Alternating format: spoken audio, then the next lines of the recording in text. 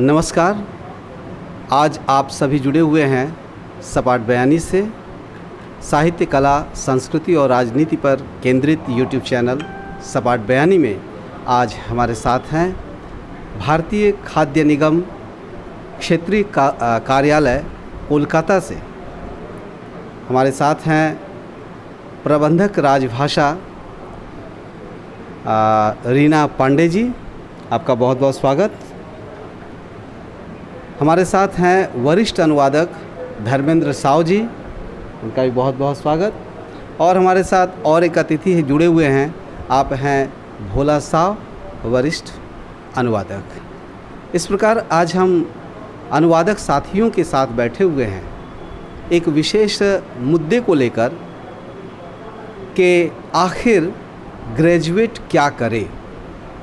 हिंदी और अंग्रेजी भाषा से ऑनर्स पढ़ने के बाद एक ग्रेजुएट विद्यार्थी किस दिशा में जाए अपने जीवन को एक बेहतर कैरियर, बेहतर भविष्य देने की कोशिश में। तो सबसे पहले हम चलते हैं मैडम रीना पांडे जी के पास कि आप अपने अनुभव से बताएं कि एक ग्रेजुएट सबसे पहले किस दिशा में बढ़े। वह एमए करे या post graduate diploma in translation करे या फिर बीएड करे या तरह तरह के सर्टिफिकेट कोर्स करे।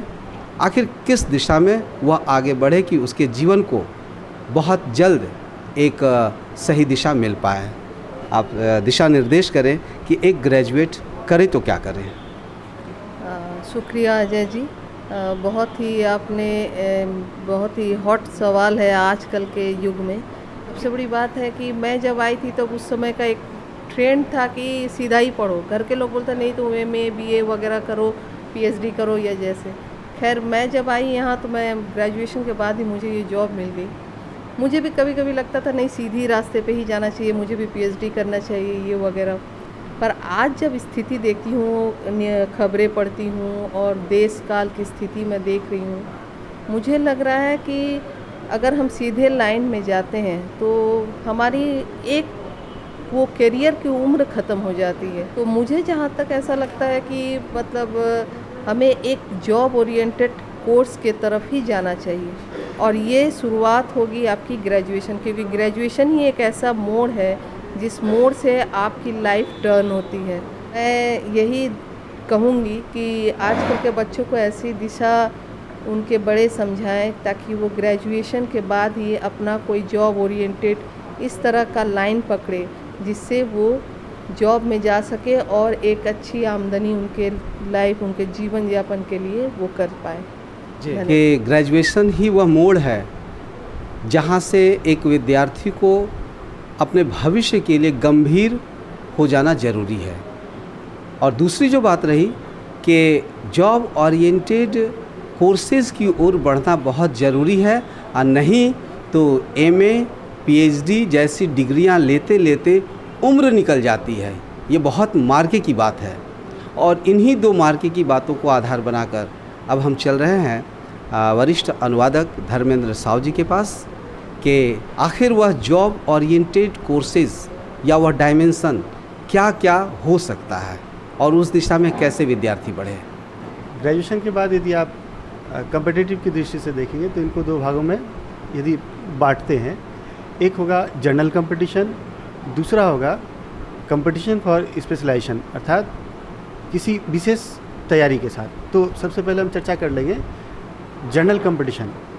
ग्रेजुएशन के बाद आपके पास बहुत सारे स्कोप खुल गया, जैसे कि आप इसके बाद सीजीएल दे पाएंगे जो कि एसएससी कंडक्ट करवाती है, एचएससीएल दे पाएंगे, आईबीपीएस जो कंडक्ट करवाता है वो है आप बैंक पीओ, बैंक क्लर्क। तो ये जनरल कोर्सेस है, ये आप एनी ग्रेजुएट ये अप्लाई कर सकते हैं।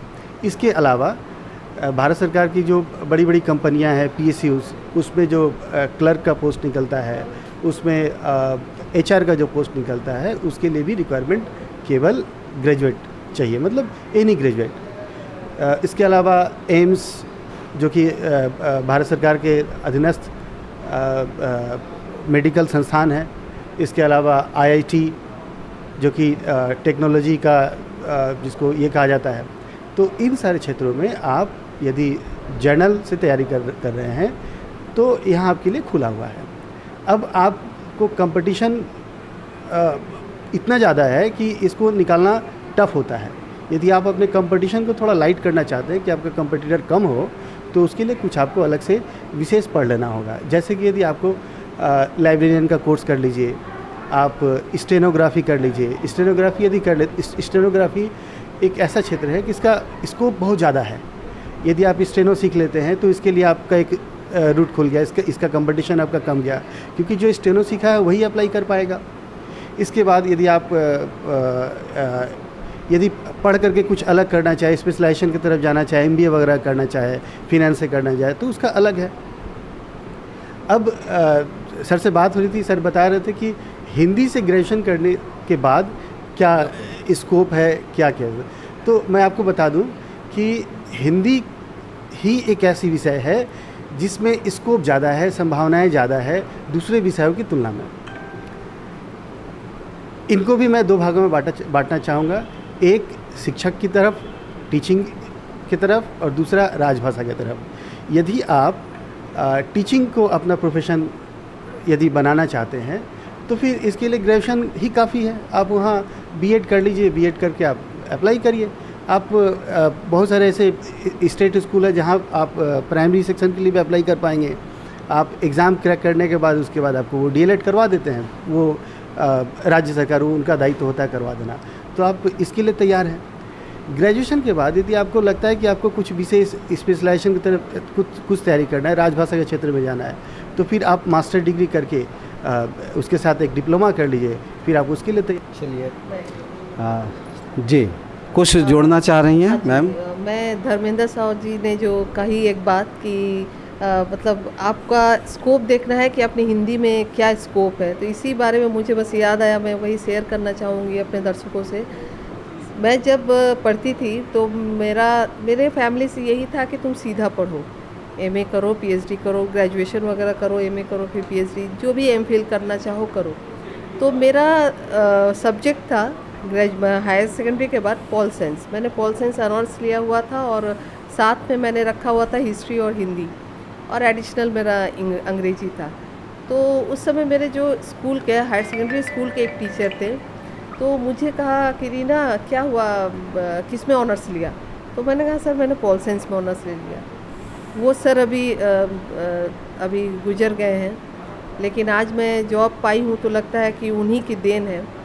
तो उन्होंने कहा रीना पॉल साइंस में लिया, मुझे लगता है ना आने वाले दिनों में, मैं ये बता रही हूँ आपको 92-93 की बात, आने वाले दिनों में मुझे लगता है कि हिंदी का स्कोप काफ़ी बढ़ेगा, तो ट्राई करो बेटा कि हिंदी में जाने के लिए।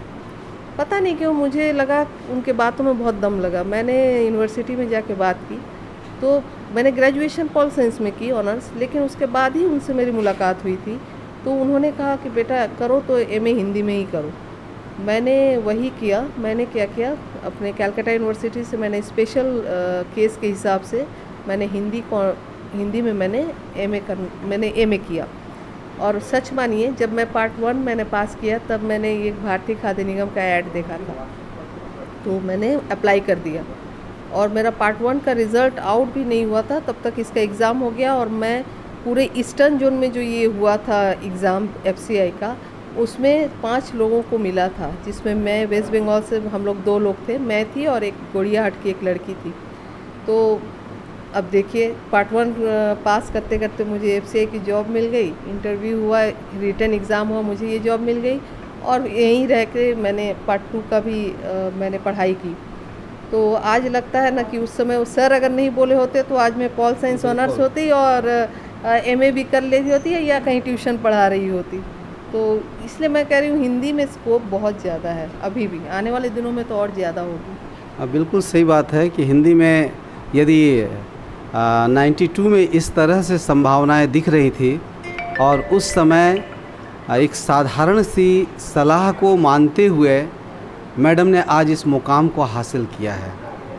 जबकि आज हिंदी की संभावनाओं को लेकर इतनी गोष्ठियाँ होती हैं, कार्यशालाएँ आयोजित की जाती हैं, अनुवादक के लिए नियुक्तियाँ भारी संख्या में आ रही हैं, तो जाहिर सी बात है कि हिंदी की ओर हमारा ध्यान जाएगा ही।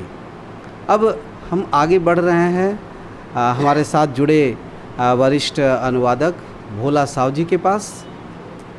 आपसे हमारी जिज्ञासा यह है कि जैसा धर्मेंद्र जी ने कहा, मैम ने भी कहा कि हमें सही दिशा को लेना होगा, नहीं तो एमए करेंगे, बीएड करेंगे, पीएचडी करेंगे। और मैम ने एक बहुत बड़ी चिंता जो व्यक्त की कि यदि मैंने बात नहीं मानी होती तो आज मैं ट्यूशन पढ़ा रही होती। इससे स्पष्ट होता है कि सरकारी नौकरियों की संख्या यदि उन दिनों इस तरह संकटग्रस्त थी तो आज तो और ज़्यादा है, आगे और भी ज़्यादा होने वाली है। तो यह जो क्षेत्र है अनुवादक का या इस दिशा में, तो मुझे लगता है कि आज भी बहुत बड़ी संभावना इसमें है और इस ओर विद्यार्थियों को जाना चाहिए। तो अब सवाल है कि एक ग्रेजुएट कैसे अनुवादक की दिशा में आगे बढ़े, उसका अगला कदम क्या हो? इस दिशा में ऐसा देखा जाता है कि लोग बड़ी बड़ी स्वप्न सजा लेते हैं। मैं एमए करूंगा, बीएड करूंगा, मास्टर डिग्री करूंगा, एमफिल करूंगा, बीएड करूंगा, लेकिन देखा क्या जाता है कि अंत तक जाते जाते एक लंबा पड़ाव गुजर जाता है। ऐसे बहुत सारे क्षेत्र हैं जहाँ पे लोग फोकस नहीं कर पा रहे हैं। मैं 2-4 उदाहरण देना चाहता हूँ, जैसे हिंदी अनुवादक, हिंदी टाइपिस्ट, इसके अलावा और भी बहुत सारे क्षेत्र हैं। इन सब क्षेत्र में अभी भी कंपटीशन बहुत कम है। मैं उदाहरण दे देना चाहता हूँ, जैसे मैं अगर बैंक का तैयारी करता हूँ तो बैंक का परीक्षा फेस करने के लिए मुझे लाखों लाखों विद्यार्थियों से कंपटीशन करना पड़ता है। लेकिन हम इसकी तुलना जहाँ ही अनुवादक व हिंदी टाइपिस्ट से करते हैं तो उसकी संख्या में यहाँ पे अभी भी आज के डेट में विद्यार्थी बहुत कम है। मेरा ये सुझाव है कि हमें इस दिशा में अग्रसर होनी चाहिए। बिल्कुल सही बात है कि जहाँ लाखों विद्यार्थी हमारे कॉम्पिटिटर्स होते हैं, वहाँ कुछ हज़ार ही होते हैं इन दिशाओं में। तो जाहिर सी बात है कि इस ओर संभावनाएं बढ़ती हैं। अब मैं आगे बढ़ रहा हूँ धर्मेंद्र साव जी के पास कि विद्यार्थियों के सामने सबसे उलझन वाली बात आती है कि हम ग्रेजुएशन करने के बाद क्या करें। जो हमारे शिक्षक साथी विश्वविद्यालय में हैं, उनकी सलाह सीधे सीधे रहती है कि एमए करें, उसके बाद पीएचडी कर लें। और जो साथी जॉब में हैं, अनुवादक हैं, उनकी सलाह सुनने को मिलती है कि ग्रेजुएशन के बाद क्यों न ऐसा हो कि पीजीडीटी कोर्स कर ले, उससे सीधे सीधे अनुवादक का रास्ता खुल रहा है। तीसरा है कि यदि टीचर बनना है तो बीएड करना है। अब सवाल यह बनता है कि एक तरफ बीएड है, एक तरफ पीजीडीटी है और एक तरफ एमए है। इन तीनों में से किसका चुनाव सबसे पहले विद्यार्थी करे और किस तरह से करे? सर, कुछ ऐसे बच्चे होते हैं जिनको पढ़ाना पसंद नहीं है, कुछ इस तरह के बच्चे होते हैं, कुछ ऐसे बच्चे होते हैं जिनको पढ़ाना पसंद है। तो वो अपनी रुचि अनुसार चूज़ करेंगे कि यदि उनको पढ़ाना है, टीचिंग प्रोफेशन से जुड़े रहना है, तो बीएड करे। पहले बीएड कर लेने से फ़ायदा ये होगा सर कि वो कहीं भी अप्लाई कर पाएंगे। स्कूल टीचर के लिए कहीं भी अप्लाई करेंगे, स्कूल टीचर हो जाएंगे, फिर उसके बाद डिग्रियाँ जोड़ते रहें। बिल्कुल। और यदि उनका इंटरेस्ट शिक्षक नहीं बनना है, कुछ और करना है, ऑफिस कल्चर में जाना है, तो वो सीधे सीधे वो मास्टर्स करे और साथ में डिप्लोमा करे और वो राजभाषा के लिए तैयार हो जाए, ट्रांसलेटर के लिए तैयार हो जाए। ये नहीं, बात आ जाती है इंटरेस्ट के पहले यथा स्थिति की। हमारी रुचि हो सकती है, हमारा टैलेंट भी हो सकता है, लेकिन यदि अवसर कम है, बात यहाँ अवसर की है, क्योंकि मैम ने बहुत बड़ी बात कही कि देखते देखते उम्र निकल जा रही है। भोला जी ने भी कहा, आपने कहा, तो यहाँ रुचि और टैलेंट के साथ साथ हमको यथा स्थिति को भी देखना होगा कि जॉब के कितने अवसर किस जगह पर है।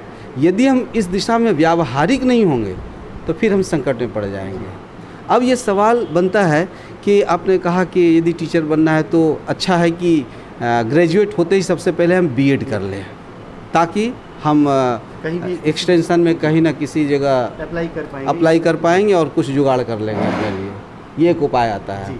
लेकिन देखा यह जाता है कि सरकारी स्तर पर शिक्षकों की नियुक्ति की कोशिश और प्रक्रिया की तंगहाली बनी हुई है। ऐसे में प्राइवेट स्कूलों में जाकर 10,000 15,000 में गुजारा करना पड़ता है। तब यदि सरकारी नौकरी की तरफ जाना चाहे तो यदि एक विद्यार्थी को यह प्रस्ताव दिया जाए कि ग्रेजुएशन करने के बाद पीजीडीटी भी करें, बीएड भी करें, 2 स्कोप एक साथ, पीजीडीटी का कोई क्रॉस बीएड के साथ नहीं होगा, बीएड का क्रॉस पीजीडीटी के साथ नहीं होगा, दोनों स्कोप एक साथ बन जा रहे हैं। उसके बाद एमए करे, पीएचडी करे, जो भी करें। तो इस दिशा में आपका क्या सुझाव?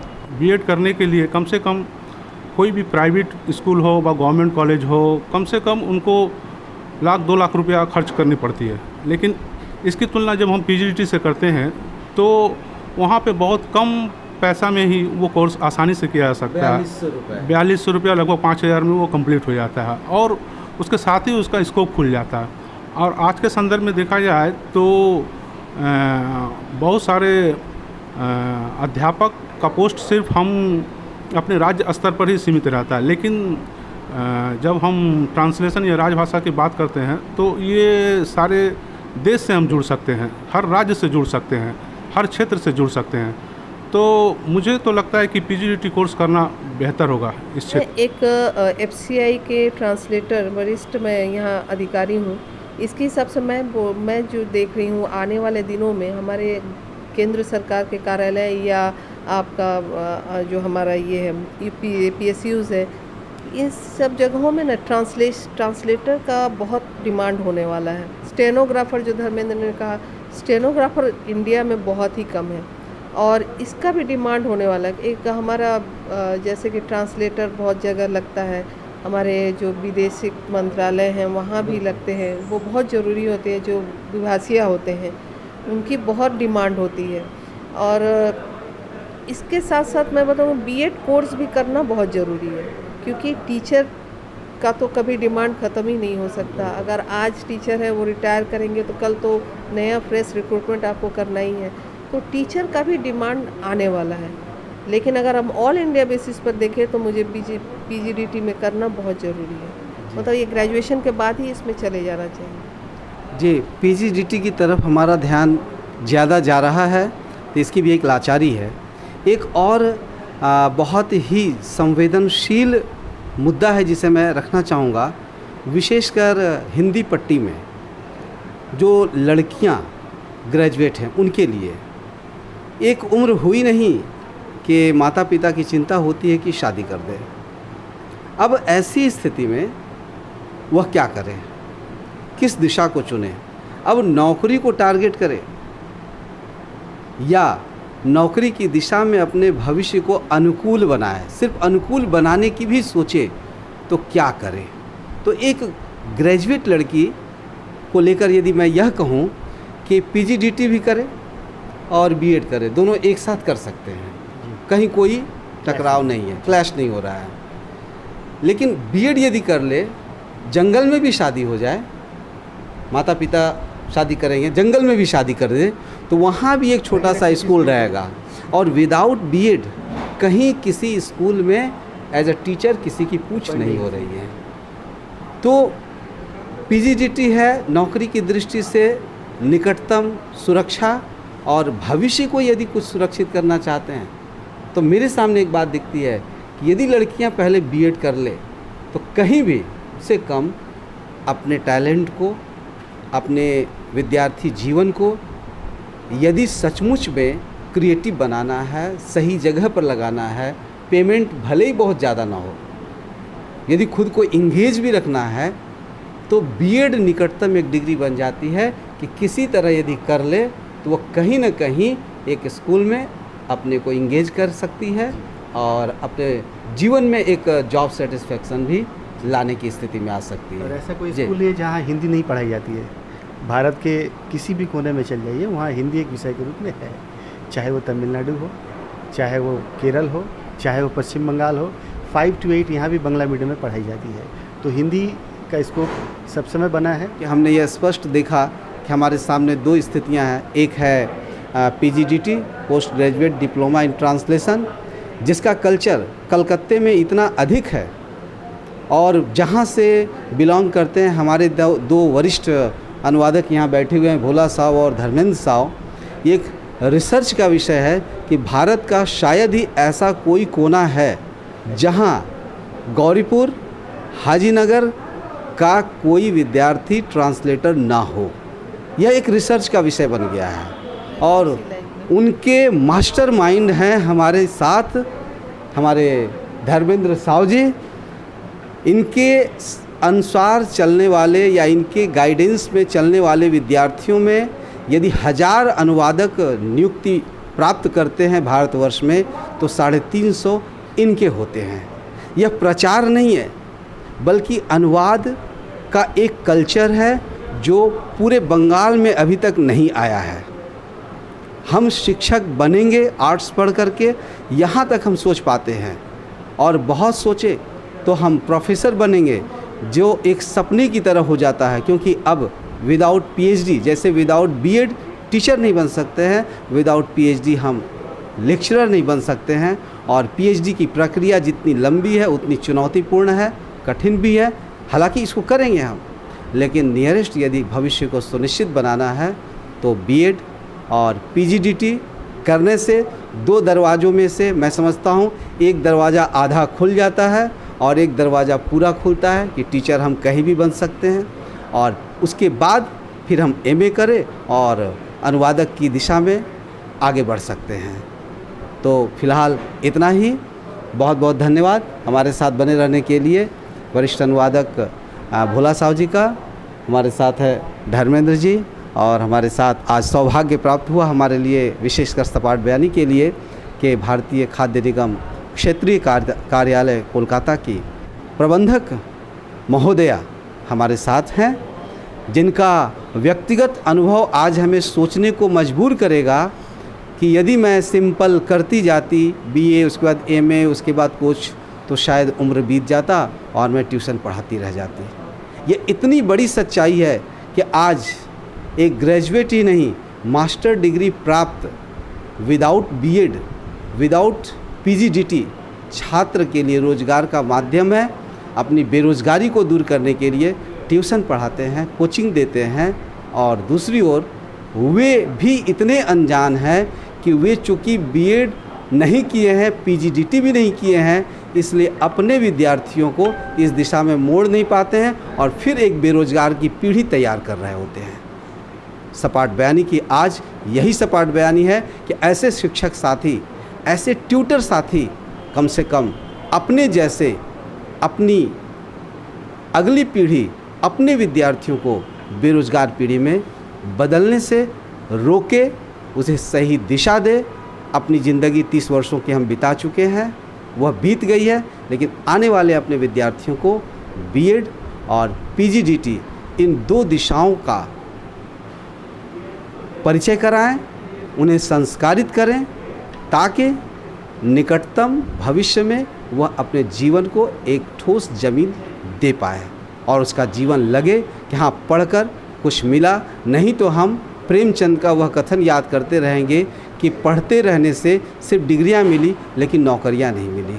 सही बात तो यह है कि नौकरियां भरी पड़ी है, हम सही दिशा में डिग्रियां और डिप्लोमा नहीं ले रहे हैं। इसलिए आज की सपाट बयानी की यह प्रस्तुति और कुछ नहीं, एक अवेयरनेस है। उन लोगों का विरोध नहीं है जो लोग कहते हैं कि MA करो, उन लोगों का विरोध नहीं है जो कहते हैं PhD करो, उन लोगों का भी विरोध नहीं है जो कहते हैं कुछ और बनो। बस इतनी ही कोशिश है कि ग्रेजुएशन कंप्लीट करने के बाद एक विद्यार्थी निकट से निकट अपने भविष्य में खुद को सही ज़मीन उपलब्ध करा पाए। बहुत बहुत धन्यवाद मैडम।